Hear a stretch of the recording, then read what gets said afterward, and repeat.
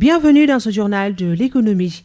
Quelle transition énergétique pour un développement durable? C'est le thème du colloque international organisé par l'Amicale des diplômés de l'École polytechnique de Thiès, en partenariat avec le ministère du Pétrole et de l'Énergie. Le Sénégal compte utiliser l'intégralité de ses ressources fossiles pour permettre aux citoyens d'avoir accès à l'énergie tout en réalisant le mix énergétique qui est à 30%. L'objectif est d'atteindre 40% en 2030 avec un coût d'investissement moins cher. Birame Souleye Diop, ministre du Pétrole et des Énergies, a présidé la rencontre.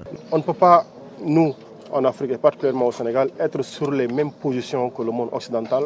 Ils sont capables d'avoir 100% d'énergie dite propre, je dis bien d'énergie dite propre, mais au Sénégal, c'est le 11 juin que nous avons eu notre premier pétrole et nous savons le rôle que joue le pétrole dans la production de l'énergie. Je suis là à côté de moi avec monsieur le directeur général de la SAR et j'étais en train de lui dire tout de suite, vous voyez, sans vous, personne n'a accès à l'énergie aujourd'hui. Donc, on a besoin du pétrole pour produire de l'énergie. La SAR importe énormément et a d'énormes coûts sur le coût du fuel. Et ça impacte fondamentalement le coût de production de l'énergie par la Sénélec.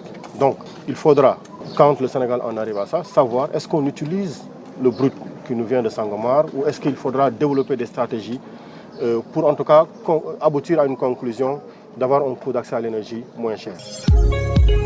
Mais je dis, à côté du pétrole, il y a le gaz. Le gaz, nous savons aussi qu'on appelle énergie fossile, mais qui participe au gaz à effet de serre pour presque rien du tout. Alors quand on nous dit que dans l'accompagnement, on ne finance que les projets avec des énergies propres, nous disons donc, vous voulez nous dire qu'on doit arrêter d'utiliser notre pétrole, on doit arrêter d'utiliser notre gaz. La position stratégique du Sénégal, c'est d'utiliser l'intégralité de ces ressources fossiles pour permettre aux citoyens d'avoir accès. Et bien sûr, il faut réaliser le mix énergétique parce que nous sommes dans un pays ensoleillé 11 mois sur 12 quasiment. Nous sommes dans un pays avec 1750 km de côte où le vent à hauteur de l'océan fait 60 km/h, donc nous pouvons aussi produire de l'éolien. Et le but, c'est quoi? C'est de réaliser le mixte. Nous sommes aujourd'hui à 30%. L'ambition, c'est en 2025 d'être à 40%. Et les actes sont aujourd'hui posés à travers donc, le JETP que nous connaissons.